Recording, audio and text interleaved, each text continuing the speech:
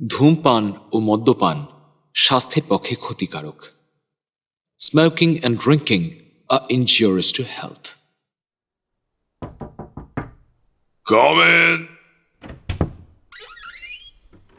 কি তুমি তুমি এখন এখানে কি করছো? দেখো, আমার এখন শুতে যাওয়ার সময়। অনেক রাত হয়েছে। এখন এই সময় আমার বাড়িতে কেউ আসুক আমি সেটা পছন্দ করি না। তোমার যা বলার তাড়াতাড়ি বলো, না হলে এসো। কি কি চাও তুমি? কি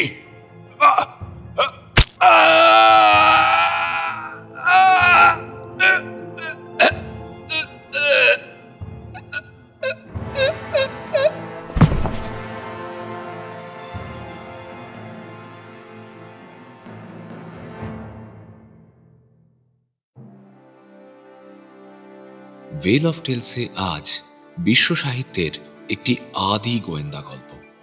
ফরাসি সাহিত্যিক ইয়েমেল গবোরিওর কলমে the little old man of বাতিয়ান।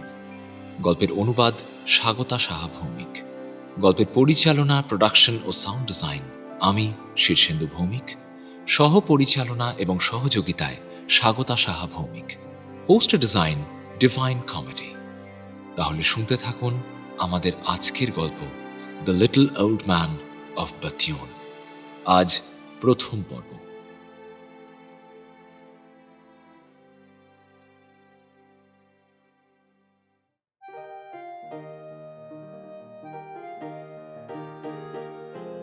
তখন আমি ডাক্তারির ছাত্র।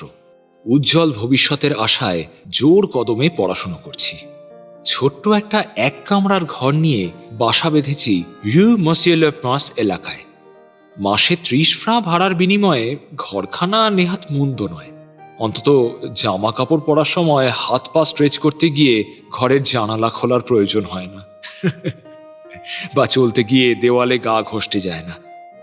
প্রতিদিন আমার জীবন একই ধারায় চলত। বৈচিত্র্য প্রায় ছিল না বললেই চলে। ভোর ভোর উঠে আমি হসপিটালে যাই। সেখানে জুনিয়র স্টাফ হিসেবে রুগী দেখি, ক্লাস করি, পড়াশুনো করি। বাড়ি ফিরতে ফিরতে বেশ রাত হয়ে যায় আমার। তার অবশ্য একটা বিশেষ কারণও আছে। প্রতি রাতে অন্তত একবার ক্যাফে লেখতে গিয়ে না বসলে আমার ঠিক শান্তি হয় না। দিনের বেশিরভাগ সময় অ্যাপার্টমেন্টের বাইরে কাটানোয় আমি আমার ফ্ল্যাটের অন্যান্য প্রতিবেশীদের প্রায় চিনি না বললেই চলে। এমনকি অনেকের মুখও কোনোদিন দেখিনি আমি। কেবল একজন ভদ্রলোককে আমি মাঝে মাঝে দেখতে পাই।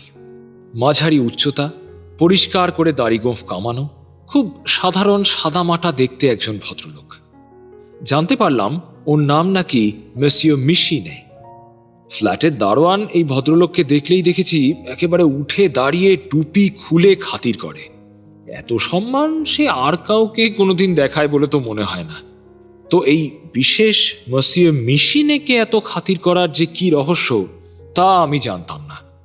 মিশিনে আর আমি একই ফ্লোরে থাকতাম।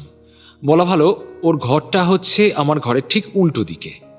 মাঝে মাঝে ওর সাথে আমাদের সিঁড়ির ল্যান্ডিংয়ে দেখা হতো। তখন কেবলমাত্র ভদ্রতা স্বরূপ একে অন্যকে অভিবাদন জানাতাম, কিন্তু আলাপ পরিচয় কোনোদিনই এর থেকে বেশি আর এগোয়নি। তো একদিন রাতে এই মসিও মিশিনে হঠাৎই আমার ঘরের দরজায় টোকা দিলেন।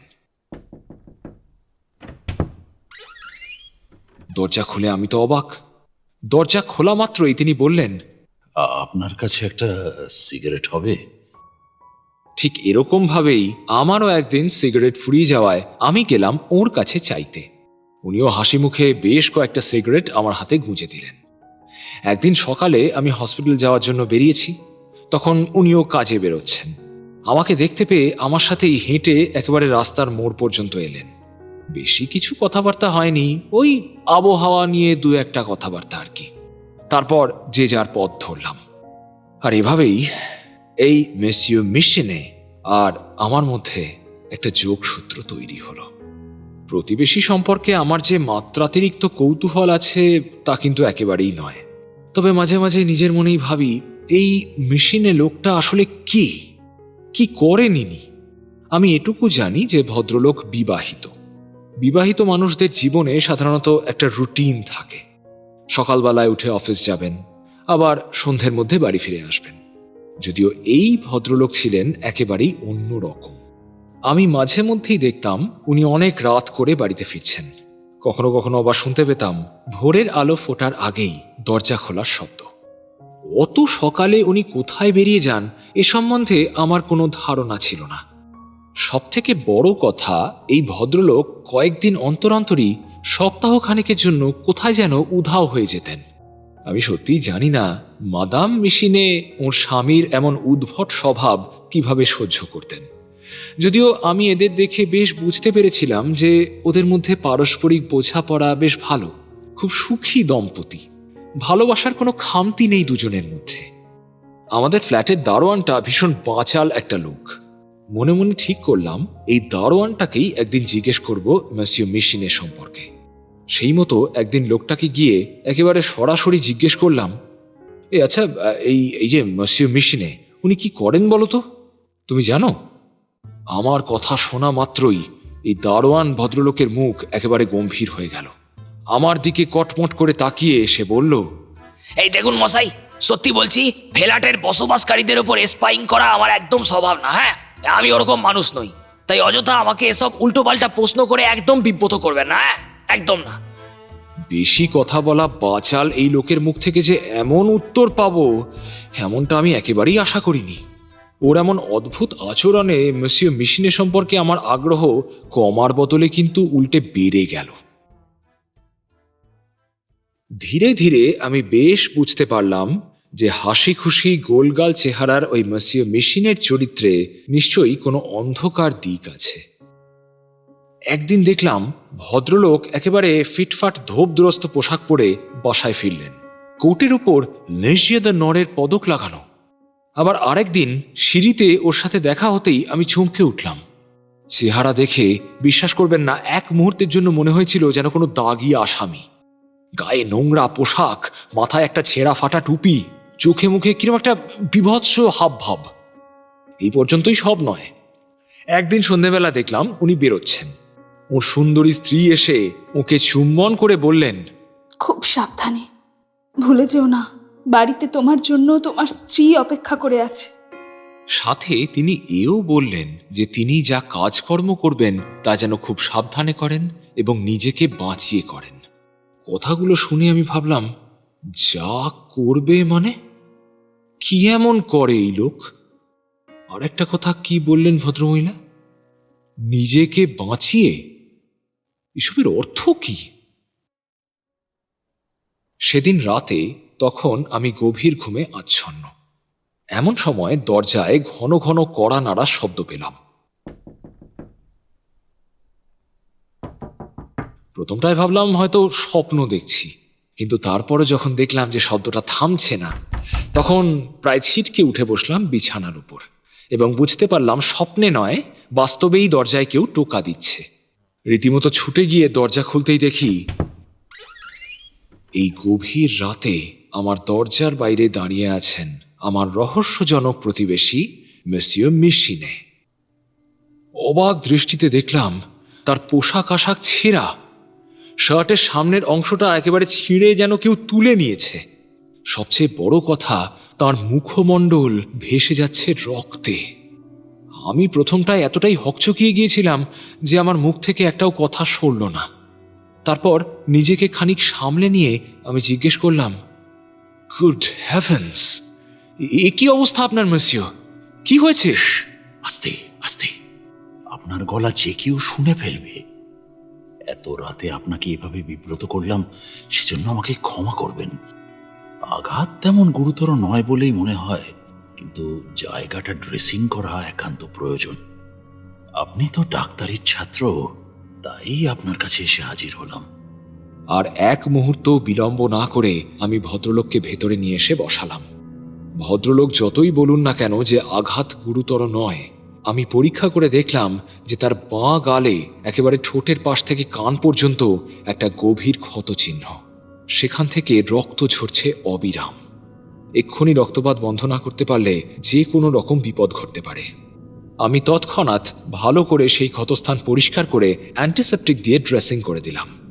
সবকিছু শেষ হওয়ার পর মেসিও মিশিনে এক গাল হেসে আমাকে বললেন, many thanks monsieur Godeuil, I am greatly oblige to you. অনেক ধন্যবাদ আপনাকে। আপনাকে একটাই অনুরোধ, এই ব্যাপারে কারোর সঙ্গে কোনো রকম আলোচনা করতে যাবেন না। এটা ছোট্ট একটা অ্যাক্সিডেন্ট মাত্র। আবারও বলছি থ্যাংক ইউ মশিয়ে। আর আপনাকে এত বিরক্ত করার জন্য আমি ভীষণ দুঃখিত। বেশ, তাহলে আমি এখন আসি। Good night. Good night.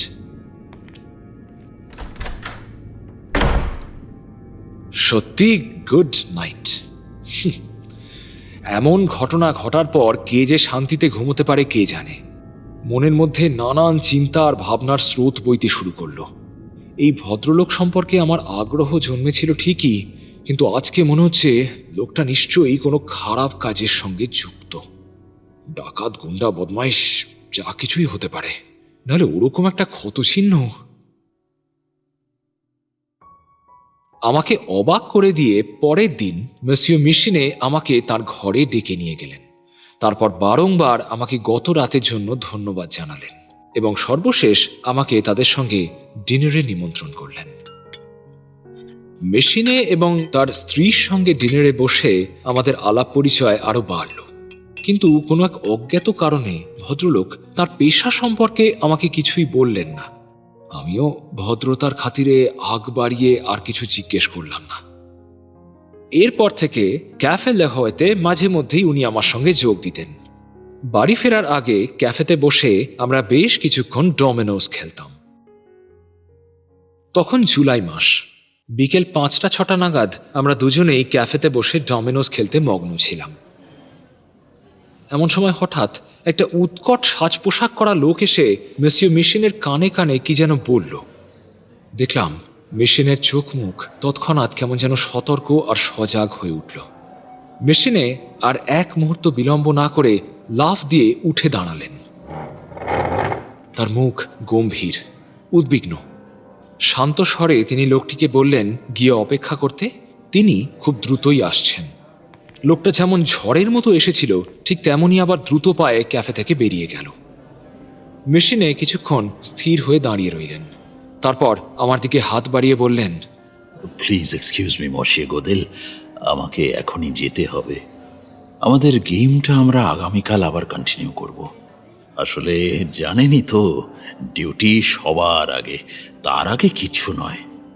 আমি ওর মুখে ফুটে ওঠা উদ্বিগ্ন ভাব আর চাঞ্চল্য লক্ষ্য করে খানিক হতভম্ব হয়ে ওর দিকে চেয়ে রইলাম। আমার মনের অস্বস্তিটা হয়তো আমার মুখেও ফুটে উঠেছিল।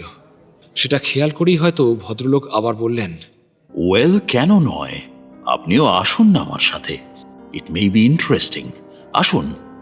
কথাটা শোনা মাত্রই আমি এতটাই উৎফুল্ল হয়ে উঠলাম যে আর বাজে কথায় সময় নষ্ট না করে মাথায় টুপি চাপিয়ে মেশিনেকে অনুসরণ করলাম। তখন ভাবিনি যে এই ভদ্রলোককে অনুসরণ করা আমার জীবনে কি গভীর এক প্রভাব ফেলতে চলেছে। মনে মনে ভাবলাম, যাক, এবার এই লোকের রহস্য উদ্ঘাটন হবে। রাসিনের উপর দিয়ে প্রায় ছুটে চললাম আমি। ছুটে চলতে হলো কারণ মেশিনের হাঁটার গতি এতটাই দ্রুত যে তার সঙ্গে পাল্লা দিয়ে তাল মেলানো আমার পক্ষে রীতিমতো অসম্ভব হয়ে উঠছিল। মেশিনের ব্যক্তিত্বে হাঁটা চলায় এমন কিছু আছে যা আশেপাশের লোকজনকে সহজেই অভিভূত করে ফেলতে পারে। খেয়াল করলাম অনেকেই পথ থেকে সরে গিয়ে তাকে যাওয়ার জন্য রাস্তা করে দিচ্ছেন। রাস্তার মোড়টা ঘুরতেই দেখলাম সেখানে একটা খালি টাঙা দাঁড়িয়ে আছে। তিনি সেটাকে ডেকে বললেন যত দ্রুত সম্ভব আমাদের 39 রিউ দে ল্যাক্লুজ বাতিওল এলাকায় নিয়ে যেতে। কথাটা বলেই ভদ্রলোক লাফ দিয়ে গাড়িতে উঠে বসলেন। আমিও তড়িঘড়ি ওর পাশে চেপে বসলাম। আমরা রীতিমতো উড়ে চললাম আমাদের গন্তব্যের দিকে। মনের উত্তেজনা চেপে রাখতে না পেরে আমি জিজ্ঞেস করলাম, আচ্ছা, আমরা তবে বাতিওলে যাচ্ছি? ভদ্রলোক আমার কথার কোনো জবাব দিলেন না, স্থির হয়ে বসে রইলেন। ওর মুখের দিকে ভালো করে তাকাতেই বুঝলাম ওর চোখে মুখে কেমন যেন একটা মগ্নতার ছাপ, কপালে ভ্রুকুটি। আমি আর দ্বিতীয় কোনো প্রশ্ন করতে সাহস পেলাম না। এবার তিনি পকেট থেকে নস্যির কৌটো বার করে কয়েকটি নস্যি টানলেন। পরে জানতে পেরেছিলাম যে তিনি যে সবসময় নস্যি টানেন তা কিন্তু নয়, বরং বেশ অনেক সময় তিনি নস্যি টানার অভিনয় করেন মাত্র। নস্যি টানার ভান করে অনেক সময় তিনি লোকের নজর এড়াতে পারেন। সেই সুযোগে নিজেই চোখ ঘুরিয়ে চারপাশ পরখ করে নেন। এতে নাকি নানা ক্ষেত্রে সন্দেহের চোখ এড়িয়ে চলা যায়। হিউ দ্য ল্যাকলিউসে ঢোকার আগেই আমাদের টাঙা হঠাৎ দাঁড়িয়ে পড়ল, কারণ সেখানে প্রায় 200-300 মানুষের ভিড় জমেছে। 39 নম্বর বাড়ির সামনে কাতারে কাতারে ভীত, সন্ত্রস্ত, কৌতূহলী মানুষের জমায়েত। টাঙা থেকে নেমে চারিদিক হাঁ করে তাকিয়ে দেখতে লাগলাম আমি। অসংখ্য পুলিশ কনস্টেবল ভিড় সামলাতে ব্যস্ত। আমরা ভিড় সামলে 39 নম্বর বাড়ির সামনে গিয়ে উপস্থিত হলাম। বাড়িতে ঢুকতে যাব এমন সময় পথ আটকে দাঁড়ালেন একজন কনস্টেবল। মেশিনে তাকে একবার মাথা থেকে পা পর্যন্ত দেখে নিয়ে বললেন, আপনি আমাকে চেনেন না? আমি মেশিনে, আর এই তরুণ ছেলেটি আমার সঙ্গেই এসেছে। নামটা শুনতেই কনস্টেবল স্যালুট ঠুকে আমতা আমতা করে ক্ষমা চাইলেন এবং আমাদের বাড়ির ভেতরে যেতে দিলেন। বাড়ির চৌকাঠ পেরিয়ে ভেতরে ঢুকতেই আমরা দেখলাম একজন মহিলা রীতিমতো হাউমাউ করে কেঁদে চলেছেন। বাড়ির অন্যান্য ভাড়াটের মাঝে দাঁড়িয়ে সেই মহিলা হাত পা ছুঁড়ে বলে চলেছেন, হায় কপাল রে, কি হয়ে গেল রে।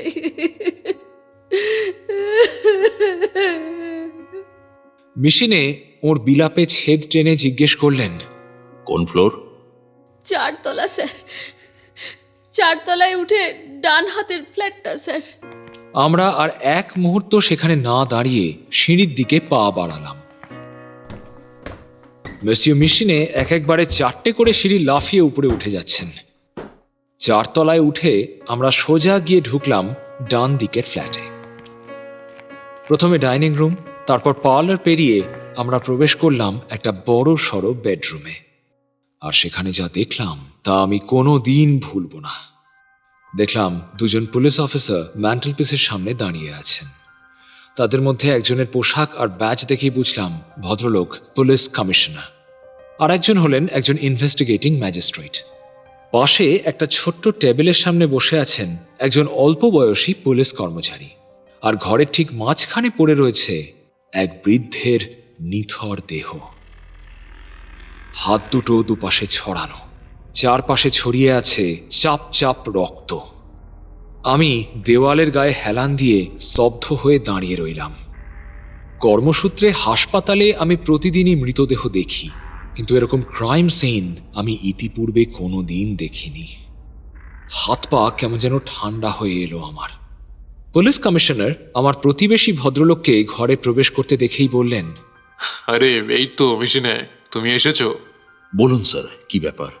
তোমাকে না ডেকে পাঠালেও হতো মেশিনে। এই কেসটায় তোমার সাহায্য আমাদের আর প্রয়োজন হবে না, কারণ আমরা ইতিমধ্যেই জেনে গেছি যে খুনি কে। আমি আর চোখে একবার মেশিনের দিকে তাকালাম। তাকে দেখে মনে হলো কথাটা শুনে তিনি যেন খানিক আশাহতই হয়েছেন। আবারও নস্যির কৌটো বার করে নস্যি টানলেন তিনি। তারপর বললেন, ও, আপনারা জানেন খুনি কে? ইনভেস্টিগেটিং ম্যাজিস্ট্রেট মাথা ঝাঁকিয়ে বললেন, হ্যাঁ, একদমই তাই। আমরা খুব ভালো করেই জানি লোকটা কে, কারণ খুনি যখন তার দুষ্কর্ম সেরে ঘর থেকে পালিয়েছে তখনও এই বৃদ্ধ ভদ্রলোক বেঁচে ছিলেন, এবং আমাদের ধারণা ব্যাপারটা খুনি অনুমান করতে পারেনি। কিন্তু ওই যে একজন উপর থেকে সবই দেখছে। প্রভিডেন্স, বুঝলেন? তাই শেষ নিঃশ্বাস ত্যাগ করার আগে বৃদ্ধ তার রক্ত দিয়েই মেঝের উপরে খুনির নামের একটা চিহ্ন রেখে গেছেন, যাতে তিনি তার খুনিকে ধরিয়ে দিতে পারেন এবং তার যাতে যথাযথ শাস্তি হয়। যাই হোক, আপনি নিজেই দেখে নিন না মসি। কথাটা শোনা মাত্রই আমি মেঝের দিকে দৃষ্টিপাত করলাম। দেখলাম সাদা কাঠের মেঝের উপর কয়েকটা অক্ষর দেখা যাচ্ছে। কাঁপা হাতের লেখা হলেও সেটা পড়তে কোনো অসুবিধে হলো না। MONIS, মনেস। মেশিনে বললেন। ওয়েল, পুলিশ কমিশনার বললেন, ওয়েল, এই অক্ষরগুলো আসলে একটা নামের ভগ্নাংশ। বৃদ্ধের ভাইপোর নাম হলো মনিস থ্রোলো। এই ভাইপোটিকে বৃদ্ধ অত্যন্ত স্নেহ করতেন। তার থেকে তো আমার মনে হয় না স্কাউন্ড্রেলটা নিজের অপরাধ অস্বীকার করবার সুযোগ পাবে। আমার প্রতিবেশীকে কথা শেষ করতে না দিয়েই ম্যাজিস্ট্রেট বললেন, কারণ ওই 5টা অক্ষরই প্রমাণ হিসাবে যথেষ্ট। আর তাছাড়া বৃদ্ধের একমাত্র আপনজন বলতে এই ছিল। বৃদ্ধের মৃত্যুর পর তার সমস্ত সম্পত্তি পেত এই ছোট লোকটাই। এবং আরও একটা কথা শুনুন মসে, গতকাল রাত 9টায় মনিস্ট্রলো এই বাড়িতে তার কাকার কাছে আসে এবং রাত 12টা বেজে গেলেও তাকে বাড়ি থেকে বেরোতে দেখা যায়নি। মেশিনে খানিক কাঁধ ঝাঁকিয়ে বললেন, তাহলে তো সবকিছু একেবারে দিনের আলোর মতো পরিষ্কার। তবে এই মনিস্ট্রল লোকটা একদম আস্ত বোকা। ঘর থেকেও কিছু চুরি করেছে, অথবা কোনো তথ্য দলিল সরিয়েছে, কিংবা ফার্নিচার এদিক ওদিক করেছে। নিজেকে বাঁচানোর উদ্দেশ্যে বা তল্লাশিতে বিভ্রান্তি তৈরি করার জন্য সে কিছু করেনি তো? না, আমরা তদন্ত করে সেরকম কিছুই পাইনি। আসলে এই স্কাউন্ড্রেলটার মাথায় বুদ্ধিশুদ্ধি তেমন কিছুই নেই। ওকে গ্রেফতার করে 2-1 ঘা দিলেই সব উগরে দেবে। কথাটা বলেই তিনি মেশিনেকে জানালার দিকে টেনে নিয়ে গেলেন কিছু দেখানোর উদ্দেশ্যে। অন্যদিকে ম্যাজিস্ট্রেট কনস্টেবলকে নানা রকম নির্দেশ দিতে লাগলেন। এখন আর বুঝতে বাকি নেই যে আমার প্রতিবেশী একজন গোয়েন্দা, আর সেই কারণেই তার ওরকম অদ্ভুত জীবনযাপন। যদিও আমার সমস্ত কৌতূহল এখন মেশিনের উপর থেকে সরে গিয়ে অন্যদিকে মন নিয়েছে। আমার চোখের সামনে যে ভয়াবহ চিত্র উন্মুক্ত, সেই দিকেই এখন আমার মনোসংযোগ। দরজার সামনে দাঁড়িয়ে আমি চারপাশটায় চোখ বোলাতে লাগলাম। ম্যাজিস্ট্রেট ঠিকই বলেছেন, এই বৃদ্ধ গতকাল রাতে শুতে যাওয়ার ঠিক আগেই খুন হয়েছেন। তার রাত পোশাক বিছানার উপর ভাঁজ করে রাখা, খাটের পাশে টেবিলের উপর 1 গ্লাস জল আর 1 প্যাকেট সিগারেট, সাথে একটা সান্ধ্য খবরের কাগজ। ম্যান্টেলপিসের এক কোনায় রাখা তামার একটা মোমদানি। রাতে গলে যাওয়া মোম সেখানে বরফের ছুরির মতো জমে রয়েছে। চারপাশটা দেখার পর আমি গুটি গুটি পায়ে মৃতদেহের দিকে এগিয়ে গেলাম। এই ঘরে আমার উপস্থিতি নিয়ে তেমন কেউই এখনো পর্যন্ত মাথা ঘামাচ্ছে না। মেশিনে এবং পুলিশ কমিশনার এখনো গভীর আলোচনায় মগ্ন। নিজের কৌতূহলকে কিছুতেই বাগে আনতে না পেরে আমি মৃতদেহের সামনে হাঁটু ভাঁজ করে বসলাম। তারপর খুব কাছ থেকে বৃদ্ধের মৃতদেহটা পরীক্ষা করতে লাগলাম। এই হতভাগ্যের বয়স 70 থেকে 75-এর মধ্যে। বয়সের ভারে ভদ্রলোক বেশ খানিকটা নুবজ হয়ে গেছেন। রোগা শরীর, সারা গালে সাদা খোঁচা খোঁচা দাড়ি। বোঝাই যায় ভদ্রলোক গত 5-6 দিন অন্তত দাড়ি কামাননি। মাথায় এখনো কিছু হলদেটে কোঁকড়ানো চুল। ভদ্রলোককে এত কাছ থেকে পরীক্ষা করতে করতে বেশ কিছু ভাবনা আমার মাথায় ঘুরছিল। হাসপাতালে মাঝে মধ্যেই বিভিন্ন লাশ আমাকে পরীক্ষা করতে হয়। এই ভদ্রলোকের মৃতদেহ দেখে আমার একটা বিষয়ে বেশ অবাক লাগলো। এর ঠোঁট দুটো অল্প ফাঁকা হয়ে রয়েছে, চোখ দুটো শান্তিতে বোঝা। মুখের দিকে খানিকক্ষণ তাকিয়ে থাকলে হঠাৎ মনে হয় বৃদ্ধ যেন ঘুমিয়ে ঘুমিয়ে হাসছেন। এই সমস্ত অভিব্যক্তি আর পুলিশের বলা কথাগুলোর মধ্যে কোথায় যেন একটা ফাঁক খুঁজে পেলাম আমি। আহত অবস্থায় এই বৃদ্ধ যদি তার খুনির নাম মেঝেতে লিখে রেখে যান অথবা লেখার চেষ্টা করে থাকেন, তাহলে সেই কাজটুকু করতেও তাকে যথেষ্ট কষ্ট সহ্য করতে হবে, এবং একজন মৃত্যু পথযাত্রীর পক্ষে সেটা কখনোই খুব সহজ কাজ নয়। শুধুমাত্র প্রতিশোধের অদম্য ইচ্ছে থাকলেই এমন কাজ করা সম্ভব, এবং যে পরিমাণ মৃত্যু যন্ত্রণা সহ্য করে তাকে খুনির নাম লিখতে হবে, তাতে সেই কষ্টের চিহ্ন অবশ্যই তার মুখমণ্ডলে ফুটে উঠবে। কিন্তু এই ভদ্রলোকের মুখে তেমন কোনো ভাবই তো প্রকাশ পাচ্ছে না। ভদ্রলোকের গলার কাছে একটা গভীর ক্ষত চিহ্ন। পরীক্ষা করে দেখলাম খুনের অস্ত্র অবশ্যই কোনো ধারালো ছুরি। এমনকি সেই ছুরি একটা ক্যাটালান নাইফও হতে পারে, যার দুধারেই মারাত্মক ধার থাকে এবং জিনিসটা হয় অত্যন্ত সূক্ষ্ম এবং সূচালো। বুকের ভেতর কেমন যেন একটা দম বন্ধ করা ভাব অনুভব করলাম আমি। বৃদ্ধের হাত দুটো নিজের হাতে তুলে নিয়ে ভালো করে পরীক্ষা করতে লাগলাম। আর সেটা করতে গিয়েই একটা অদ্ভুত ব্যাপার আমি লক্ষ্য করলাম। দেখলাম বৃদ্ধের বাঁ হাতের তর্জনীতে লাল রঙের দাগ, অথচ ডান হাতের কোনো আঙ্গুলেই কোনো চিহ্ন মাত্র নেই। তাহলে এই বৃদ্ধ কি বাঁ হাত দিয়ে খুনির নামের প্রথম অক্ষরগুলো লিখেছেন? তা কি করে সম্ভব? ওর হাতের গড়ন দেখে তো মনে হচ্ছে উনি ডান হাতেই ছিলেন। তাহলে কি? আমার মুখ থেকেই অজান্তে একটা চিৎকার বেরিয়ে এলো, গ্রেট গড! আমার এমন হঠাৎ চিৎকারে চমকে উঠলেন ঘরে উপস্থিত সকলে। পুলিশ কমিশনার বললেন, কি হলো? হ্যাঁ, কি হয়েছে? আমি এতটাই উত্তেজিত হয়ে উঠেছিলাম যে ঠিক করে উত্তর দিতে পারলাম না। কম্পমান কণ্ঠে শুধুমাত্র বললাম, দেখুন, এইখানে দেখুন। মেশিনে তৎক্ষণাৎ আমার কাছে এসে আমার পাশে হাঁটু গেড়ে বসে পড়লেন। তাকে অঙ্গুলি নির্দেশ করে আমি বৃদ্ধের হাতটা দেখালাম। তিনিও মুহূর্তেই পুরো ব্যাপারটা অনুধাবন করতে পারলেন। তারপর এক ঝটকায় উঠে দাঁড়িয়ে বললেন, তাহলে ওই বৃদ্ধ ওই অক্ষরগুলো লেখেননি, তাই তো? ম্যাজিস্ট্রেট এবং কমিশনার খানিকক্ষণ হাঁ মুখ করে চেয়ে রইলেন তার দিকে। তারপর কমিশনার কেমন বেজার মুখ করে আমতা আমতা করে বললেন, আমি আসলে ব্যাপারটা ঠিক লক্ষ্য করিনি। মেশিনে একটা শ্বাস ফেলে বললেন, হ্যাঁ, ওরকমটা হয়েই থাকে। এমন অনেক কিছুই থাকে যা আমাদের চোখের সামনে জল জল করলেও আমরা তা ধরতে পারি না। যাই হোক, তাহলে পরিস্থিতি সম্পূর্ণ বদলে গেল। আমি বললাম, হ্যাঁ, এটা পরিষ্কার যে এই ভদ্রলোক কারোর নাম লিখে যাননি এবং যে হত্যাকারী সেই এগুলো লিখে রেখে গেছে। কমিশনার সম্মতিসূচক মাথা নেড়ে বললেন, হতে পারে। অতএব যে হত্যাকারী সে নিশ্চয়ই এতটাই বুদ্ধিহীন বা বোকা নয় যে সে তার নিজের নাম বড় বড় অক্ষরে মৃতদেহের পাশে লিখে রেখে পালাবে। আমরা প্রত্যেকেই এ বিষয়ে একমত হব নিশ্চয়ই। অতঃপর আমরা প্রত্যেকেই একটা উপসংহারে পৌঁছতে পারি। তদন্তকারী ম্যাজিস্ট্রেট খানিকক্ষণ মন দিয়ে কি যেন চিন্তা করলেন। তারপর একটা লম্বা শ্বাস নিয়ে বললেন, ব্যাপারটা জলের মতো পরিষ্কার। মনিস্থল খুনি নয়, ওকে কেউ খুনি সাব্যস্ত করবার জন্যই এমনটা করেছে। অতএব হত্যাকারী অন্য কোনো ব্যক্তি। কিন্তু সে কে? মসিও মেশিনে, আপনার দায়িত্ব আসল অপরাধীকে খুঁজে বের করা। আপনি ম্যাজিস্ট্রেটের কথা শেষ হলো না। বাইরে থেকে একজন বার্তাবাহক কনস্টেবল ঘরে এসে ঢুকলেন। তিনি জানালেন যে তাদের আদেশ অনুসারে ইতিমধ্যেই মনিস্থলকে গ্রেফতার করা হয়েছে এবং গারদের ওপারে চালান করা হয়েছে। আর সবচেয়ে গুরুত্বপূর্ণ বিষয় হলো এটা যে ইতিমধ্যেই সে নিজের মুখে তার সমস্ত অপরাধ স্বীকার করেছে। খবরটা শুনে আমরা সকলে হতভম্ব হয়ে চেয়ে রইলাম।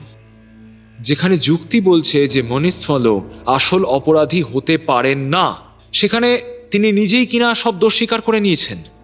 তা কি করে সম্ভব? বিস্ময় কাটিয়ে উঠে মেশিনে বললেন, তোমার কোথাও একটা ভুল হচ্ছে, কারণ এটা হতে পারে না। আমি সত্যি বলছি মসিও মেশিনে, আই সোয়ার। ডোন্ট সোয়ার। দয়া করে তোমার মুখটা বন্ধ রাখো। মনিস্থল যা বলছে তার অর্থ হয়তো তোমরা বুঝতে পারোনি, অথবা আমাদের চমকাবে বলে এমন একটা খবর নিয়ে এসেছো। এতক্ষণ বার্তাবাহক কনস্টেবল মেশিনের সঙ্গে যথেষ্ট সম্ভ্রমের সঙ্গে কথা বললেও এবার তার চোয়াল শক্ত হলো। সে বলল, ক্ষমা করবেন, আপনার কি মনে হয় আমি উন্মাদ, মিথ্যেবাদী? মিথ্যে বলে আমার লাভ কি? আমি যা জানি আমি তাই বলছি।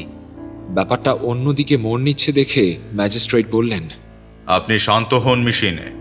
রায় শোনাবার আগে সবটা ভালো করে জেনে নেওয়া প্রয়োজন, সেটা ভুলে যাবেন না। বলে তিনি বার্তাবাহকের দিকে ফিরে তাকে পুরো ঘটনাটা খুলে বলতে বললেন। কনস্টেবল ম্যাজিস্ট্রেটের আশ্বাস পেয়ে খানিকটা এগিয়ে এসে দাঁড়ালেন।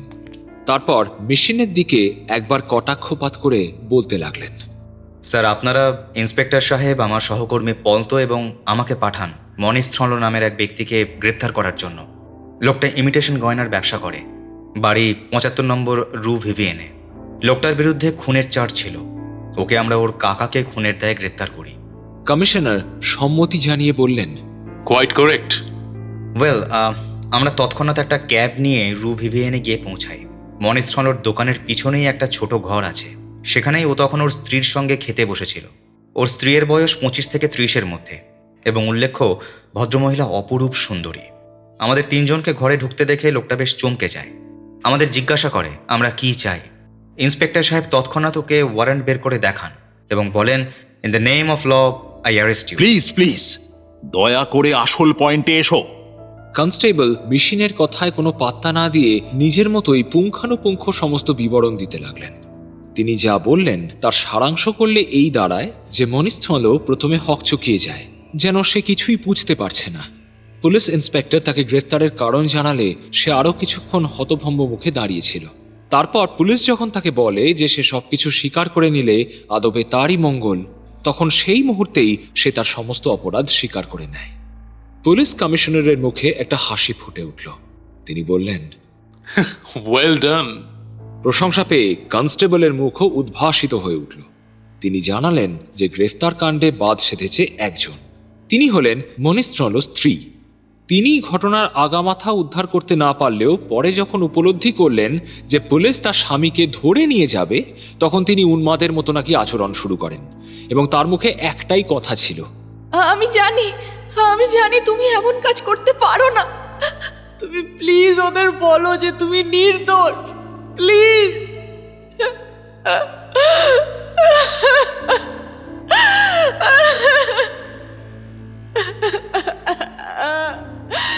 ভদ্রমহিলার করুণ অবস্থা দেখে জাঁদরেল পুলিশ অফিসাররাও নাকি সাময়িকভাবে দুর্বল হয়ে পড়েছিলেন।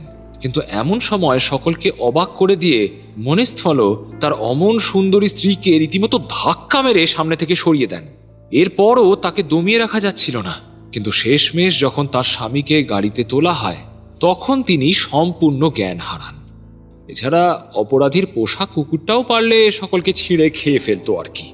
তাকে সামলাতে গিয়েও নাকি পুলিশকে রীতিমতো নাকানি চোবানি খেতে হয়েছে।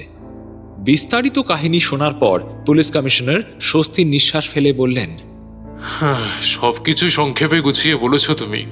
All that is very precise indeed. Magistrate বাঁকা হেসে বললেন, মনিস্থলই যে খুনি, এতে তো আর কোনো সন্দেহই নেই। আমি সবটা শুনে যার পর নাই অবাক হলাম। মন থেকে কিছুতেই মানতে পারছি না যে মনিস্থল খুন করতে পারেন। আমি আমার মনের কথাটা আরেকটু হলেই বলতে যাচ্ছিলাম, কিন্তু মেশিনে আমাকে থামিয়ে দিয়ে বললেন, আমরা যদি বিশ্বাস করে নিই যে মনিস্থলই খুনি, তাহলে আমাদের এটাও মেনে নিতে হবে যে সে নিজেই তার নামের প্রথম অক্ষরগুলো মৃতদেহের পাশে লিখে রেখে গেছে, আর এই ব্যাপারটা বিশ্বাস করা অত্যন্ত কঠিন। মেশিনের কথাটা শুনে ম্যাজিস্ট্রেট খানিক অস্বস্তিতে পড়লেন। বললেন, আমি এখন আসি। আসামির সাথে একবার সরাসরি কথা বলা প্রয়োজন। আর কমিশনার সাহেব, আপনি ডাক্তার আসা পর্যন্ত অপেক্ষা করুন এখানে। বডি পোস্টমর্টমে পাঠাতে হবে। বাকি ফর্মালিটিসও সামলে নিন। আমি এখন আসি। সকলেই ঘর থেকে প্রস্থান করলেন। রইলেন শুধু কমিশনার। দেখলাম তিনি গজগজ করছেন। সারাক্ষণ খালি বসিয়ে রেখে দিয়েছে। খিদে পেয়েছে কখন থেকে, খালি ডিউটি আর ডিউটি। কখন যে একটু খেতে পাবো কে জানে। বুঝলাম তার নিশ্চয়ই ভীষণ খিদে পেয়েছে। কখন ডিউটি থেকে ছাড়া পাবেন এই ভেবেই তার অসন্তোষ। মেশিনে আর আমি মুখোমুখি দাঁড়িয়েছিলাম। তিনি নিচু গলায় বললেন, তাহলে কি বৃদ্ধ নিজেই ওই অক্ষরগুলো লিখেছেন? কিন্তু বাঁ হাত দিয়ে, যেখানে ভদ্রলোক, আর তার থেকেও বড় কথা, ওর মৃত্যু তৎক্ষণাৎ ঘটেছে। The poor fellow must have died instantaneously. তুমি কি এই ব্যাপারে নিশ্চিত? ওয়েল, ওনার ক্ষত পরীক্ষা করে অন্তত আমার তো তাই মনে হলো। আমি অন্তত 100% নিশ্চিত। আই উড সোয়ার টু ইট। তবে ডাক্তার এসে বলতে পারবেন আমি ঠিক বলছি না ভুল, কারণ আমি তো এখনো ডাক্তার হইনি। আমি একজন ডাক্তারি ছাত্র মাত্র। মেশিনে আবারও পকেট থেকে নস্যির কৌটো বার করে কয়েকটি নস্যি টানলেন। তারপর বললেন, আমাদের প্রথম থেকেই শুরু করতে হবে। চলো, প্রথমেই আমরা বাড়ির মালকিনকে দিয়ে শুরু করি। ওকে কতগুলো প্রশ্ন করা একান্ত প্রয়োজন। এসো। বলেই তিনি ফ্ল্যাটের বাইরে বেরিয়ে এলেন এবং সিঁড়ির ল্যান্ডিংয়ে গিয়ে দাঁড়ালেন। তারপর ঝুঁকে পড়ে নিচের তলায় বসে থাকা মালকিনকে ডাক দিলেন। মাদাম, মাদাম, প্লিজ একবার উপরে আসুন না। বাড়িওয়ালি ভদ্রমহিলা উপরে আসতে যেটুকু সময় নিলেন, সেই সময়ের মধ্যে মেশিনে ঘটনাস্থলটা ভালো করে আরো একবার পরীক্ষা করলেন। দরজার কি হাউল থেকে শুরু করে মেঝে পর্যন্ত সমস্ত কিছু। আমি ঘরের মধ্যে একটা সবুজ রঙের কর্ক খুঁজে পেলাম। কর্কটার মধ্যে একটা অদ্ভুত রকমের গর্ত। জিনিসটা আমি মেশিনেকে দেখানো মাত্রই তিনি বললেন, এতে করেই খুনি তার অস্ত্রটি নিয়ে এসেছিল। এরকম একটা কর্কের মধ্যে করে নিয়ে আসার একটাই কারণ, যাতে পকেটের মধ্যে ছুরিটা তাকে আঘাত করতে না পারে। এবং এর থেকে আমরা আরও একটা ব্যাপারে নিশ্চিত হতে পারি যে ছুরিটা খোলা ছুরি, অর্থাৎ যেসব ছুরি ভাঁজ করা যায় এটা তেমনটা নয়। এমন সময় সিঁড়ির দিক থেকে আমরা একটা ভারী পায়ের শব্দ শুনতে পেলাম। দরজার দিকে ঘুরে দেখলাম মালকিন ভদ্রমহিলা হাঁফাতে হাঁফাতে ঘরে এসে প্রবেশ করলেন। এতখানি সিঁড়ি ভেঙে তার মুখ চোখ একেবারে রক্তবর্ণ হয়ে আছে। তিনি বললেন, কি ব্যাপার স্যার? আপনারা আবার কি? আপনি আগে বসুন। কিন্তু স্যার, আমার নিচে কাজ আছে স্যার। কাজ কিছুক্ষণ পরে করবেন, আপনি আগে বসুন। মেশিনের ব্যক্তিত্ব আর গাম্ভীর্যপূর্ণ কণ্ঠে এমন একটা কিছু ছিল যা এই ভদ্রমহিলা উপেক্ষা করতে পারলেন না। তিনি চেয়ারে বসে পড়লেন। মেশিনে বললেন, আমি কয়েকটা ইনফরমেশন আপনার থেকে চাই। আশা করি আমার প্রশ্নগুলোর যথাযথ উত্তর আপনি দেবেন। এই বৃদ্ধ ভদ্রলোক অর্থাৎ মসিয়ে পিগোরো কতদিন ধরে এই বাড়িতে ছিলেন? স্যার, উনি বহু বছর ধরে এই বাড়িতেই ছিলেন। তা 8-9 বছর তো হবেই স্যার। তার আগে কোথায় থাকতেন উনি আপনি জানেন? হ্যাঁ স্যার, উনি আগে হেয়ার ড্রেসারের কাজ করতেন। ওনার সেলুন ছিল রু দে রিজলিওতে। সেখান থেকে তার ভালোই অর্থ উপার্জন হতো স্যার। অতএব ভদ্রলোক বেশ ধনী ছিলেন, তাই তো? সেরকমই তো শুনেছি স্যার। আচ্ছা, এই ভদ্রলোক ঠিক কেমন মানুষ ছিলেন? মানে ওনার চরিত্র কেমন ছিল, আচার ব্যবহার ইত্যাদি? বাড়িওয়ালির মুখ থমথমে হয়ে উঠল। লক্ষ্য করলাম তিনি কান্না চেপে রাখার চেষ্টা করছেন। নিজেকে যথাসম্ভব শক্ত করে তিনি বললেন, he was the best man in the world sir. উনি খুব ভালো মানুষ ছিলেন। হয়তো কিছু কিছু ব্যাপারে একটু একগুঁয়ে ছিলেন, কিন্তু দাম্ভিক ছিলেন না। মানুষটা হাসাতেও পারতেন। ঘন্টার পর ঘন্টা ওনার সাথে গল্প চালু করলেও এক মুহূর্তের জন্য একঘেয়ে লাগতো না স্যার। বলতেন উনি নাকি প্যারিসের সবচেয়ে সুন্দরী মহিলাদের হেয়ার ড্রেসিং করেছেন। আমি অনেক সময় ওনার ঘরের কাজও করে দিতাম। কাজকর্ম নিয়ে কোনোদিন কোনো খারাপ কথা আমাকে বলেননি। উনি সারাদিন কি করতেন? প্রতিদিন আমার কাজ ছিল বেলা 12টার সময় ওনাকে 1 কাপ হট চকলেট আর একটা রোল দিয়ে যাওয়া। এটাই ওর ব্রেকফাস্ট ছিল। ব্রেকফাস্টের পর 1 গ্লাস জল প্রায় 1 ঢোকে শেষ করতেন। তারপর ফিটফাট হয়ে বেলা 2টো নাগাদ বেরিয়ে পড়তেন প্যারিসের রাস্তায় হাঁটতে। সাজগোজ দেখে মনে হতো যেন বিয়ে করতে যাচ্ছেন। সন্ধে 6টা পর্যন্ত বাইরে ঘুরে বেরিয়ে ক্যাফেতে ডিনার সেরে বন্ধুবান্ধবদের সাথে আড্ডা দিয়ে তারপর উনি বাড়ি ফিরতেন। এই বুড়োটার একটাই সমস্যা ছিল জানেন তো স্যার, সুন্দরী নারী মানে মেয়ে দেখলে আর। আমি মাঝে মাঝে বলতাম, মসে এই বয়সেও আপনার লজ্জা করে না? ভদ্রলোক খুব হাসতেন। বুঝতে পারতাম এত ফ্যাশনেবল হেয়ার ড্রেসারের বহু অনুরাগী থাকাই তো স্বাভাবিক।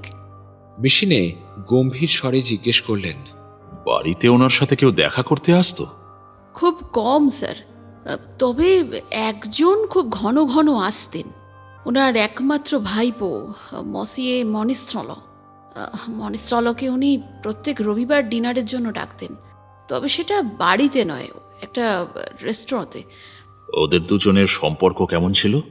হরিহরাত্মা যাকে বলে স্যার, যেন একই হাতের 2টো আঙুল। ওদের মধ্যে কখনো ঝগড়াঝাটি বা কথা কাটাকাটি হতে শুনেছেন বা দেখেছেন? কখনো নয় স্যার, শুধু একটা ব্যাপার ছাড়া, মাদাম ক্লারা। Madame Clara? ইনি কে? কেন আপনি জানেন না? মাদাম ক্লারা মনিস্ট্রলোর স্ত্রী।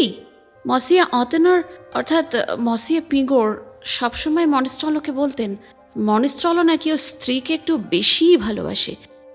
এত ভালোবাসা মাদাম ক্লারা নাকি ডিজার্ভ করেন না। এমনকি ক্লারা নাকি মনিস্ট্রলোকে রীতিমতো ল্যাজে খেলায়।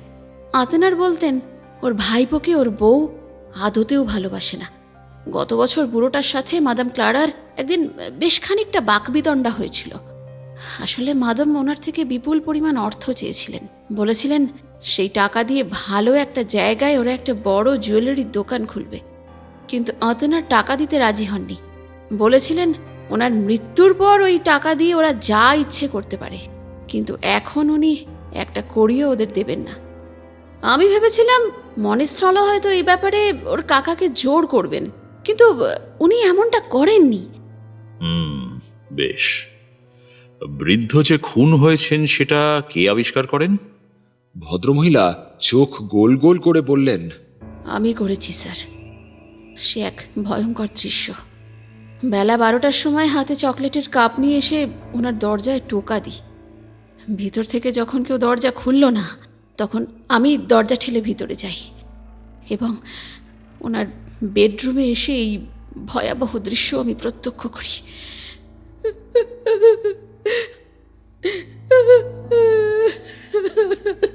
কথাগুলো বলতে বলতে ভদ্রমহিলা কেঁদেই ফেললেন। মেশিনে খানিক মৃদু স্বরে বললেন, নিজেকে সামলান।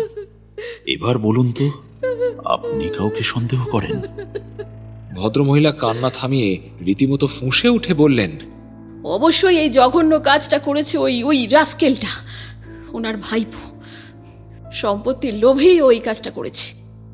শয়তানটার ফাঁসি হওয়া উচিত, তবেই আমি শান্তি পাবো।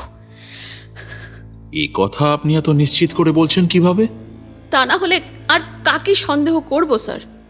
গতকাল বিকালে মনিস্ট্রলো ওর কাকার সঙ্গে দেখা করতে এসেছিল। মেন গেট বন্ধ না করে আমি কখনো শুতে যাই না, তাই সেই সন্ধ্যা থেকে রাত 12টা পর্যন্ত আমি ওই গেটের সামনেই চেয়ারে বসেছিলাম।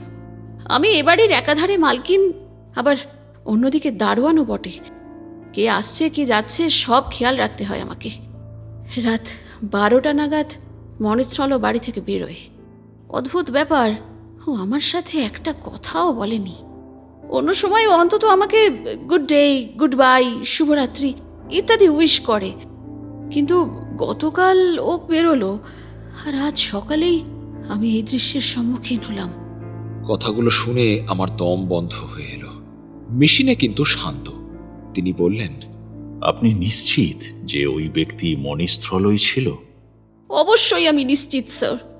তার মানে আপনি ওকে দেখেছিলেন এবং চিনতে পেরেছিলেন, তাই তো? ব্যাপারটা হলো আমি মুখ দেখিনি। ও খুব তাড়াতাড়ি বেরিয়ে গেছিল, যেন নিজেকে লুকোতে চাইছে। স্কাউন্ড্রেল। আর সত্যি বলতে কি, এই বাড়ির সিঁড়িগুলোতেও তেমন ভালো আলো নেই। কথাটা শুনেই আমি ছিটকে উঠে দাঁড়ালাম। বললাম, তাহলে তাহলে আপনার সাহস কি করে হলো এটা বলার যে আপনি মেসিও মনিস্ট্রলোকে চিনতে পেরেছেন? ভদ্রমহিলা আমার দিকে তাকিয়ে আমার মাথা থেকে পা পর্যন্ত একবার দেখে নিয়ে বাঁকা হাসি হেসে বললেন, আমি যদি ওর মুখটা নাও দেখে থাকি, আমি ওর পোষা কুকুরটাকে অবশ্যই দেখেছি, যেটা নাকি ওর সাথেই ছিল। কুকুরটা আমাকে চেনে, আমিও ওকে বেশ ভালোই বাসি। বেটা ল্যাজ নাড়তে নাড়তে আমার ঘরে এসে ঢুকেছিল। আমি ওকে একটা পাঁঠার মাংসের হাড় দিয়েছিলাম, আর ঠিক তখনই বাইরে থেকে ওর মালিক ওকে হুইসেল দিয়ে ডাকলো। আমি মেশিনের দিকে চাইলাম, দেখলাম তার মুখে কোনো ভাবান্তর নেই। তিনি জিজ্ঞেস করলেন, মনিস্ট্রলোর কুকুরটা কি জাতের কুকুর? একটা ওয়াচডগ স্যার, কালো রঙের। মসিয়া মনিস্ট্রলো ওকে প্লুটো বলে ডাকেন। ও এমনিতে অচেনা লোকজনের সাথে ভীষণই হিংস্র আচরণ করে, কিন্তু আমাকে যেহেতু চেনে তাই আমার সাথে কখনো ওরকম করে না। ওর মালিকের সাথে প্রায়শই এই বাড়িতে আসতো। ভদ্রমহিলার বয়ান শেষ হতেই মেশিনে চেয়ার ছেড়ে উঠে পড়লেন। বললেন, অনেক ধন্যবাদ আপনাকে, আপনি এখন আসতে পারেন। ভদ্রমহিলা প্রস্থান করার পর মেশিনে আমার দিকে ফিরে বললেন, কেসটা অত্যন্ত জটিল হে বন্ধু। এখন তো মনে হচ্ছে মনিস্থল খুনি হলেও হতে পারে, তবে মেঝেতে ওই অক্ষরগুলো। মেশিনের কথা শেষ হওয়ার আগেই ঘরে এসে প্রবেশ করলেন দুজন ডাক্তার। তারা বেশ কিছুক্ষণ ধরে মৃতদেহকে প্রাথমিকভাবে পরীক্ষা করলেন। আমি তখন মনে মনে ভাবছি যে লাশ পরীক্ষা করে আমি যা বুঝেছি তা আদৌ ঠিক কিনা। আমাকে অবাক করে দিয়ে দুজন ডাক্তারই জানালেন যে বৃদ্ধের মৃত্যু ঘটেছে তৎক্ষণাৎ, ইনস্ট্যান্টেনিয়াস ডেথ। আমি মনে মনে হাসলাম। যাক, ডাক্তারি পড়াটা একেবারে বিফলে যাচ্ছে না তাহলে। ডাক্তাররা আরও জানালেন যে মেঝেতে ওই মনিস লেখার মতো সময় বা সুযোগ কোনোটাই বৃদ্ধ পাননি। ছুরির আঘাতে তার মৃত্যু ঘটতে এক মুহূর্তও সময় লাগেনি। লক্ষ্য করলাম মেশিনে বিড়বিড় করে বললেন, নট মনিস্থল, নট মনিস্থল। I would take my oath to that. এবার তিনি আমার দিকে ফিরে বললেন, মশিয়ে গোদেল, চলো আমার সাথে। একবার পুলিশের বড়বাবুর সাথে দেখা করা একান্ত জরুরি, কারণ তারপরেই আমরা মনিস্থলের সাথে একবার সরাসরি কথা বলবো। চলো। মনের ভেতর এত চিন্তার দাপাদাপি যে আমার আর মেশিনের রাতের খাওয়ার কথা মাথাতেও আসেনি। ক্ষুধা তৃষ্ণার অনুভূতিই যেন কোথায় উবে গিয়েছিল। টাঙায় চেপে আমরা ছুটে চললাম কারাগারের অভিমুখে। মেশিনে আমার সাথে এই মুহূর্তে কোনো বাক্যালাপ করছেন না, কেবল নিজের মনেই মাঝে মাঝে বলে উঠছেন, I must find out the truth. I must. I will. শহর জুড়ে অন্ধকার নেমেছে। বহু দোকানপাটও ইতিমধ্যেই ঝাঁপ বন্ধ করে দিয়েছে। গ্যাস ল্যাম্পের আলোয় আজ যেন চীনা শহরটাকে খানিক অন্যরকম দেখাচ্ছে। রিউ দে জেরুজালেম এলাকায় এসে আমরা টাঙা থেকে নেমে পড়লাম। এতক্ষণে আমি মুখ খুললাম, বললাম, মসিও, আপনাকে ওরা মনিস্থলের সাথে দেখা করতে দেবে? আলো আঁধারির মাঝেও দেখলাম মেশিনে মৃদু হাসলেন, বললেন, অবশ্যই দেবে। ওরাই তো আমাকে এ কাজের দায়িত্ব দিয়েছে, সত্যি খোঁজার দায়িত্ব। ইনভেস্টিগেশনের স্বার্থে আমাকে জেলবন্দি মনিস্থলের সাথে কথা বলতেই হবে গোদেল। বলে তিনি একটা বিশাল আর্চের মতো এন্ট্রান্সের দিকে ঘুরলেন। জেলের সেই অন্ধকার এন্ট্রান্স দেখে আমার বুকের ভেতরটা কেমন যেন দুরু দুরু করে উঠল। মেশিনে আমাকে তাড়া দিলেন, বললেন, এসো গোদেল, আমাদের হাতে সময় খুব কম। আমি মেশিনেকে অনুসরণ করলাম ক্রিমিনাল সার্ভিসের হেডকোয়ার্টারের দিকে। দেখলাম আমার প্রতিবেশী এই ভদ্রলোককে যেন এখন আরও সাহসী এবং আরও বেশি ব্যক্তিত্বপূর্ণ দেখাচ্ছে। চারপাশের গাঢ় ধূসর রঙা পাথরের দেওয়ালগুলোর দিকে তাকিয়ে মনে হলো প্যারিসের সমস্ত গুপ্ত কথা যেন এই দেওয়ালেই লেখা আছে। এই স্যাঁতস্যাঁতে পাথরগুলো যেন কথা বলতে পারে, ওদেরও যেন কিছু বলার আছে। আরও খানিকটা এগোনোর পর একটা উঁচু লোহার গেটের সামনে এসে আমরা দাঁড়ালাম। মেশিনে গার্ডের সাথে কথা বলতেই গার্ড আমাদের ভেতরে যাওয়ার অনুমতি দিলেন। ভিতরে গিয়ে আমরা একটা সরু আর খাড়াই সিঁড়ি ভেঙে উপরে উঠলাম। দেখলাম সরু প্যাসেজের দুপাশে খুপড়ি খুপড়ি ঘর। সেখানেই একজন অফিসারের সাথে মেশিনের সাক্ষাৎ হলো। এই ভদ্রলোক বেশ হাসি খুশি, লম্বা মোটাসোটা চেহারার একজন লোক। তবে মেশিনেকে এখানে দেখে তিনি খুব একটা খুশি হলেন কিনা তা ঠিক বোঝা গেল না। মনে হলো মেশিনেকে দেখলে এরা নিজেদের অকর্মণ্যতাকে ঠিক ঢেকে রাখতে পারেন না। তিনি ফ্যাচ করে হেসে জিজ্ঞেস করলেন, বাতিওলের কেসটার ব্যাপারে এসেছেন তো স্যার? তা খুনির সাথে দেখা করতে এসেছেন নিশ্চয়ই, হ্যাঁ? ঠিক বলেছেন। নতুন কিছু জানার মতো আছে? নো, অন্তত আমি তো কিছু জানি না। ইনভেস্টিগেটিং ম্যাজিস্ট্রেট এখনো এখানে আছেন? হ্যাঁ, উনি তো এতক্ষণ এখানেই ছিলেন, তবে এই মিনিট খানেক আগে বেরিয়ে গেলেন তো। উনি আপনাকে এই কেসটা নিয়ে কিছু বলেননি? ওয়েল, উনি বন্দির সাথে মিনিট দুয়েকের বেশি কথা বলেননি। দেখলাম উনি যখন সেল থেকে বেরোলেন তখন ওনার চোখ মুখ বেশ উদ্ভাসিত। শুনলাম পাশের একজন অফিসারকে তিনি বলছেন, যাক বাবা, এই কেসটা সেটেলড হয়ে গেল। রাস্কেলটার তো নিজের দোষ অস্বীকার করার কোনো মানসিকতাই নেই। ভালোই হলো। কথাটা শুনে আমি মনে মনে ভাবলাম, এই লোক আত্মরক্ষা করতেও জানে না। মেশিনে জিজ্ঞেস করলেন, তো বন্দি এখন কি করছে? ও আর কি করবে, হাহুতাশ করছে, ভেউ ভেউ করে কান্নাকাটি করছে, যেন কচি খোকা। শালা খুন করার সময় মনে থাকে না শুয়োরের যাই হোক, আমি ব্যাটার ওপর খুব নজর রাখছি স্যার, যাতে কোনোভাবেই আত্মহত্যা না করতে পারে।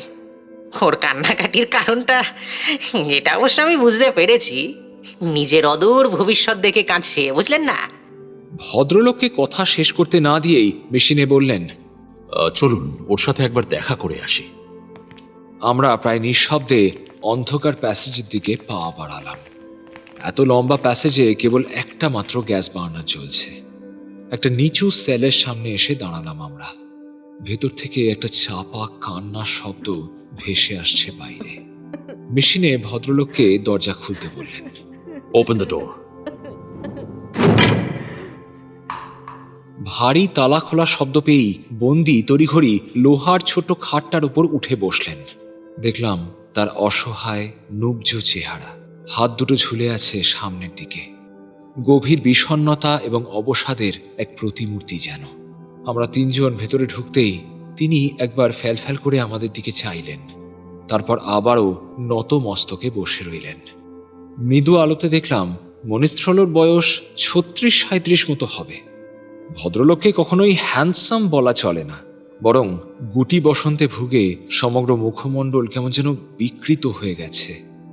কপালটা বেশ কিছুটা সামনের দিকে এগোনো, নাকটা অনুন্নত, কিন্তু ভদ্রলোকের ওই দুই চোখের দৃষ্টিতে কি যেন আছে। উজ্জ্বল নীল দুটো চোখ, মুখের সমস্ত বিকৃতি এক লহমায় ঢেকে দেয় সেগুলো। খেয়াল করলাম তার দাঁতগুলোও অপূর্ব বিন্যাসে সাজানো। মেসিউ মেশিনে সেলে ঢুকেই প্রশ্ন করলেন, কি মশিয়ে মনিস্ট্রল, এভাবে কাঁদছেন কেন আপনি? কিসের ভয় আপনার? দেখুন, পরিস্থিতি যতই গুরুতর হোক না কেন, আমি যদি আপনার জায়গায় থাকতাম তাহলে কিন্তু একজন প্রকৃত সাহসী পুরুষ মানুষের মতো নিজেকে নির্দোষ প্রমাণ করার চেষ্টা করতাম। মনিস্থলো রূঢ় কণ্ঠে বললেন, কিন্তু আমি তো নির্দোষ নই। ভদ্রলোকের মুখ থেকে এমন স্বীকারোক্তি শোনার পর আর কোনো সন্দেহ বা ডাউট থাকতে পারে না। কিন্তু মেশিনে দেখলাম নাছোড়বান্দা। তিনি খানিক হেসে বললেন, রিয়েলি? সত্যি আপনি এ কাজ করেছেন? মনিস্থলো হঠাৎ কেমন যেন রেগে উঠলেন। এক ঝটকায় খাট ছেড়ে উঠে দাঁড়ালেন। তার চোখ রক্তবর্ণ, কেমন যেন এক উন্মাদগ্রস্ত অবস্থায় তিনি বললেন, হ্যাঁ হ্যাঁ, আমি করেছি ওই কাজ, আমি করেছি। আর কতবার একই কথা আপনাদের বলতে হবে বলুন তো? এই তো কিছুক্ষণ আগেই মহামান্য এসেছিলেন এখানে, আমি তার কাছে সব স্বীকার করেছি, এমনকি স্বীকারোক্তি পত্রতে সই পর্যন্ত করেছি। এরপরও আপনারা আমার থেকে কি চান? কি চান?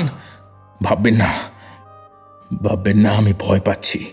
যেদিন আমার মাথাটা গিলোটিনে কাটার সময় আসবে সেদিনের কথা ভেবে আমি ভয় পাচ্ছি না, কিন্তু দিনটা যত তাড়াতাড়ি আসবে তত ভালো, তত ভালো। মনিস্থলোর এমন অদ্ভুত আচরণে ক্ষণিকের জন্য মেশিনে স্তম্ভিত হয়ে গেলেও তিনি তৎক্ষণাৎ আবার নিজেকে সামলে নিয়ে বললেন, ওয়েট ওয়েট, আরে বাবা, যখন তখন ওভাবে কাউকে গিলোটিনে চড়িয়ে দেওয়া হয় না।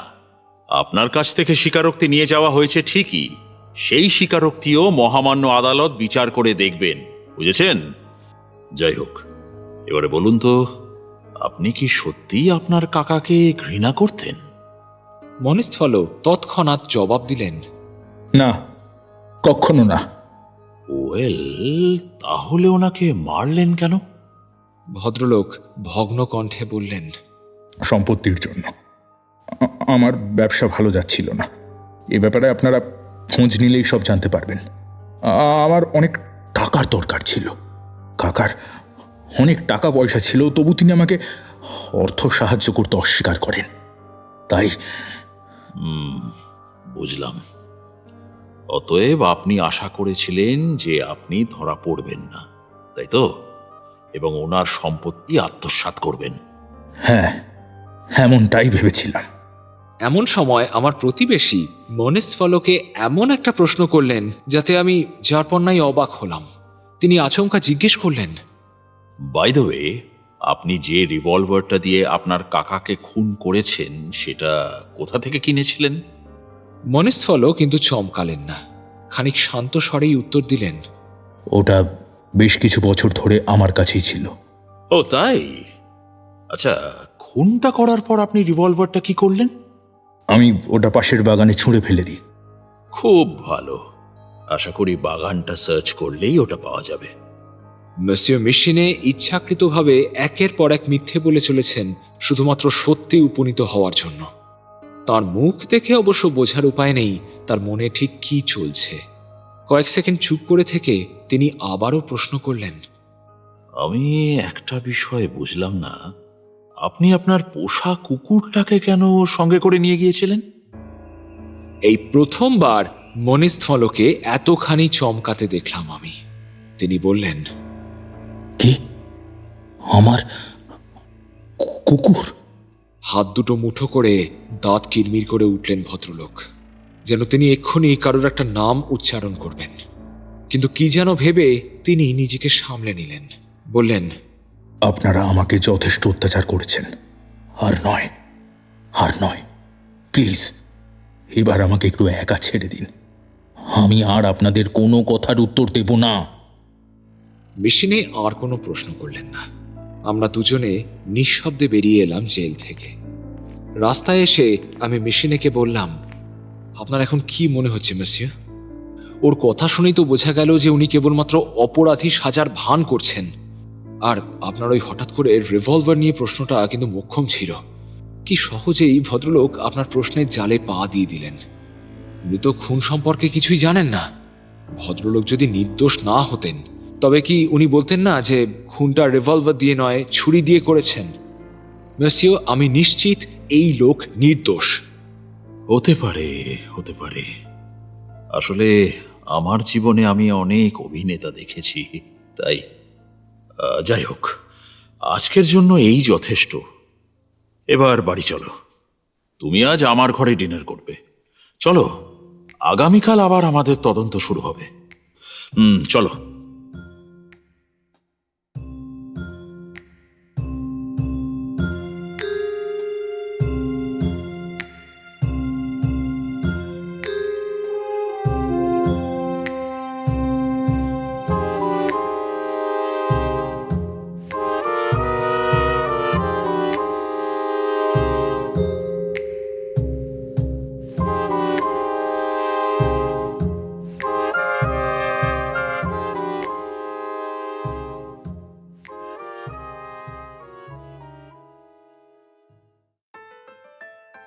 শেষ হলো আমাদের আজকের গল্প the little old man of বাতিয়াঁলের প্রথম পর্ব। গল্প রচনায় এমএল গেবরিও, গল্পের অনুবাদ স্বাগতা সাহা ভৌমিক, গল্পের পরিচালনা, প্রোডাকশন ও সাউন্ড ডিজাইন আমি শীর্ষেন্দু ভৌমিক, সহ পরিচালনা এবং সহযোগিতায় Swagata Saha Bhowmik, poster design Divine comedy. গল্প পাঠে আমি শীর্ষেন্দু, গল্পের কথক তথা মেসিও গোদেল, অতেনর পিগহ, দারোয়ান এবং ভিক্টরের চরিত্রে আমি শীর্ষেন্দু, মেসিও মিশিনের চরিত্রে ইন্দ্রনীল ভাদুরী, মাদাম মিশিনের চরিত্রে সায়ন্তনী, মনিস্থলর চরিত্রে প্রভাকর, মাদাম ক্লারা মনিস্থলর চরিত্রে স্বাগতা, ম্যাজিস্ট্রেট এবং কনস্টেবলের ভূমিকায় স্নেহাদ্রি, বাড়িওয়ালির চরিত্রে ঋতুপর্ণা এবং পুলিশ কমিশনার ও জেলের চরিত্রে নীল। আমাদের আজকের উদ্যোগে আমরা পাশে পেয়েছি হরতনের গোলাম অডিও স্টোরি চ্যানেল থেকে প্রভাকর কুণ্ডু, বৃত্তের বাইরে অডিও স্টোরি চ্যানেল থেকে ঋতুপর্ণা মিশ্র এবং Bong Story Hub audio story channel থেকে নীলকে। ওদের বিশেষভাবে ধন্যবাদ জানাই এই উদ্যোগে আমাদের পাশে থাকার জন্য। আমাদের আজকের গল্পটি আপনাদের কেমন লাগলো তা অবশ্যই আমাদের জানাতে ভুলবেন না। যদি গল্পটি আপনার ভালো লেগে থাকে তাহলে প্লিজ লাইক করুন, শেয়ার করুন। আর যদি আজ আপনি আমাদের এই চ্যানেলে প্রথমবার এসে থাকেন তাহলে প্লিজ সাবস্ক্রাইব করুন। আগামী সপ্তাহে ভেল অফ টেলস আবারও ফিরে আসবে the little old man of বাতিয়াঁলের দ্বিতীয় তথা অন্তিম পর্ব নিয়ে। ভালো থাকবেন। ধন্যবাদ।